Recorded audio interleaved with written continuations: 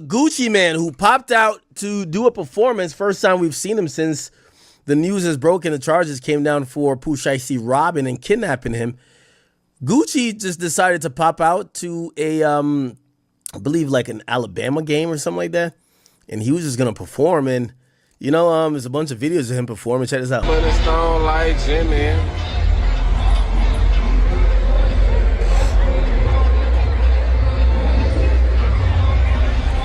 But it's not like Jimmy. But it's not like Jimmy.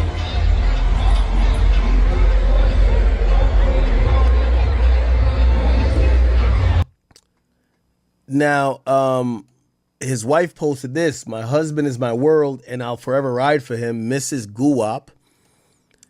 And then people pointed out that, you know, while he was walking out to the venue, he was called a rat. Listen to this.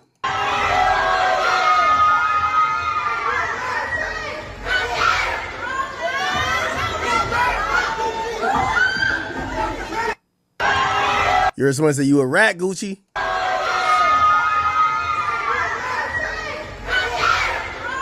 And somebody kept saying you a rat.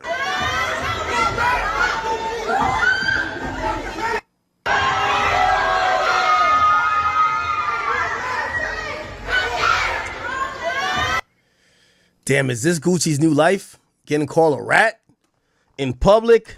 I don't know why Gucci just kind of feel like he on autopilot, man. Like, I don't know, man. I don't know. Gucci just kind of come across like he's on autopilot. Gucci, man. Yeah, he just kind of come across like he's just on autopilot, man. Like, seriously. Like, I don't even know how he responds to stuff. Like, I even saw him, like, on the field, and he's, like, kind of doing an interview. But, like, his answers just kind of, like,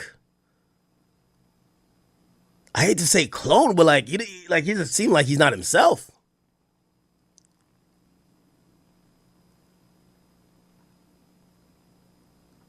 This is back in the day. You can just pay, get out of jail, and just snitch forever. In the rap game, manager, driver, artist, and the people are doing it. They did it to me. And I've been rapping about it, but I couldn't really just say it because I was on probation the whole time, but I used to try to say it in my raps. You know, how you snitch on me, you grew up with me. I used to say it so many little things, but people just thought it was just who hosted rap. us? You know, but a couple of people knew. Like, damn. Who hosted us on Kick? Damn, I want to tell him thanks.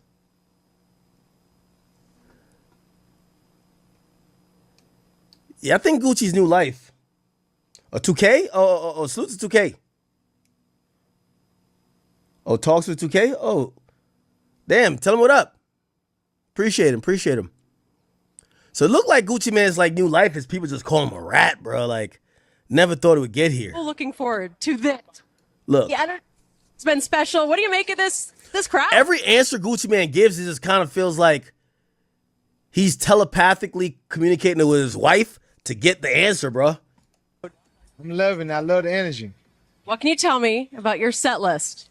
I'm going to mix the old with the new. You know what I'm saying? That's guaranteed to work. Any message for the fans? Just get ready for the show. It's going to be a good time.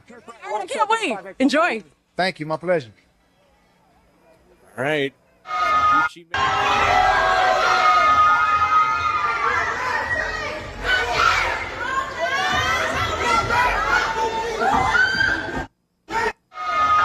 At all, and just being a Gucci Mane fan right here. The other for how raw. Damn, man. Hey, one thing I gotta say though, like I was saying that Gucci wasn't gonna be able to handle people heckling him and whole internet calling him a rat. The more I see him like kind of comfortable with it, that nigga might really take the stand. I always be like, yeah, it's preposterous. He's not taking a stand. The more I see him just being able to brush it off his shoulder, they already call him a rat.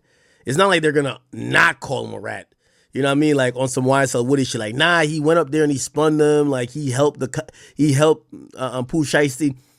I think he might actually take the stand and just be like, yeah, that nigga kidnapped me. Yeah, that nigga pull out a Drake on me. Yeah, holy shit.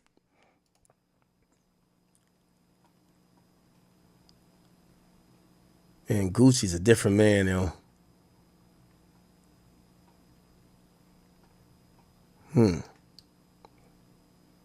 I'm with 1090 Jake. No, that's not exactly true because his cameraman noticed that there was some sort of serious situation that was happening in that room. The cameraman, the paperwork states the cameraman noticed the conversation was becoming intense. And it also says he saw Big 30 recording him, which he thought was him just recording him for, you know, promotion, whatever. Right. It never stated that they saw him at gunpoint. It never stated that they saw him getting his jewelry taken.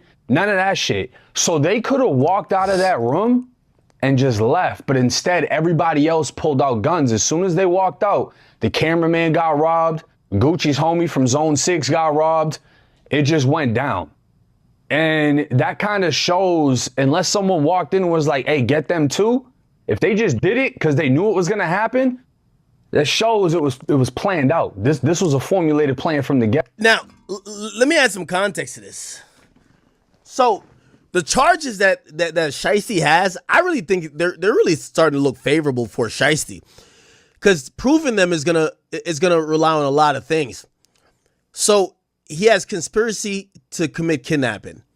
Well, based on how federal laws work, it has to be established that this conspiracy started with going across state lines and doing things that's going to affect interstate commerce. Now, granted, like, booking a student session in another state, that will.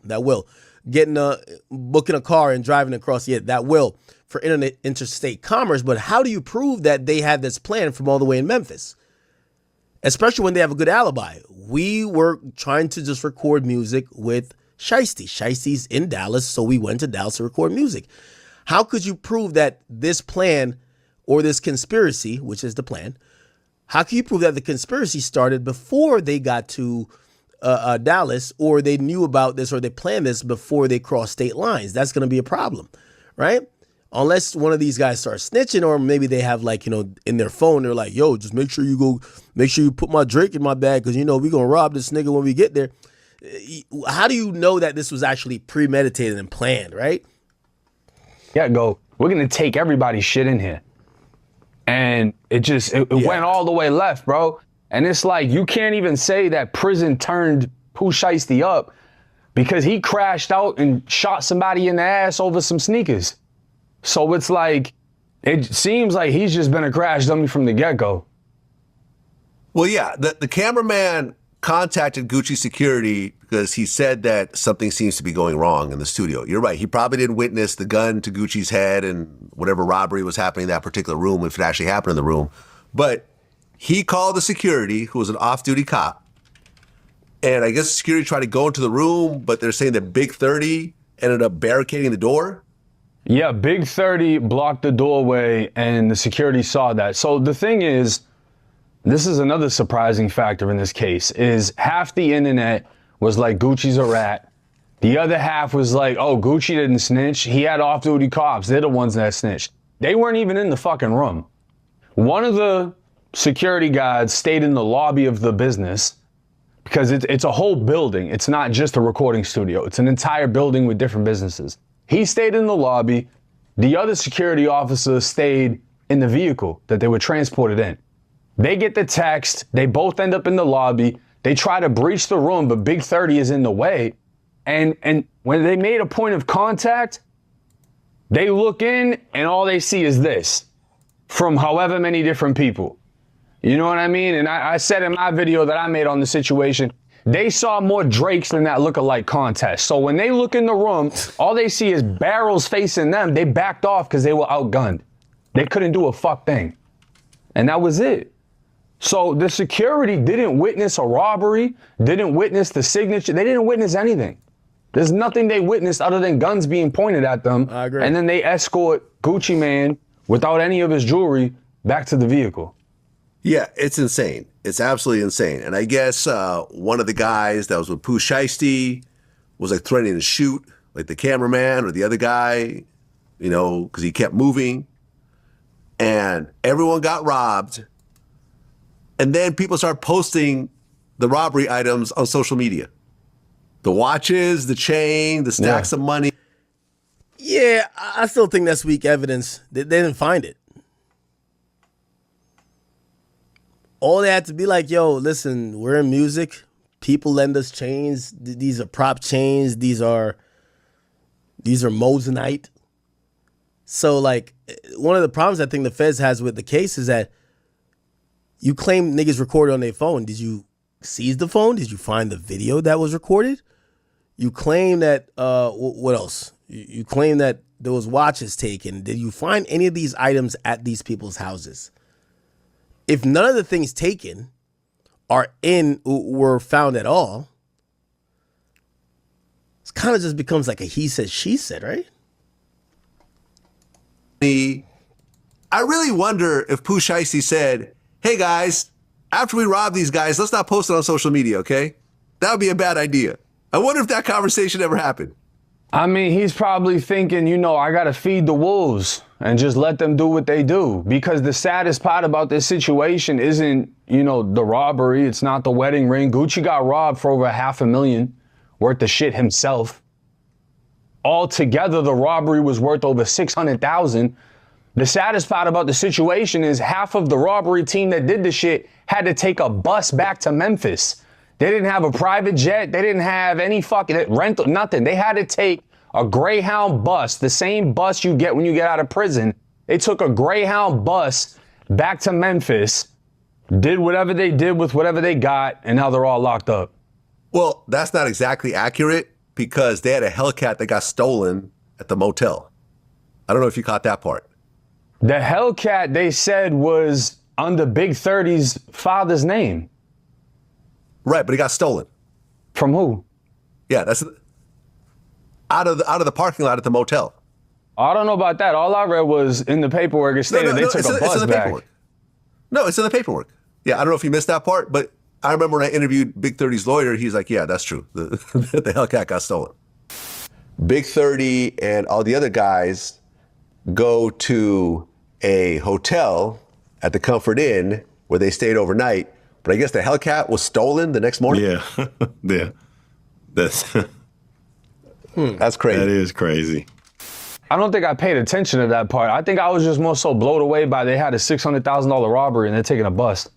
The Dodge Charger Hellcat was stolen from the Comfort Inn in the early morning hours of January 11, 2026. It was reported stolen by an individual TA on January 13, 2026, shortly after Wright left the Dallas area.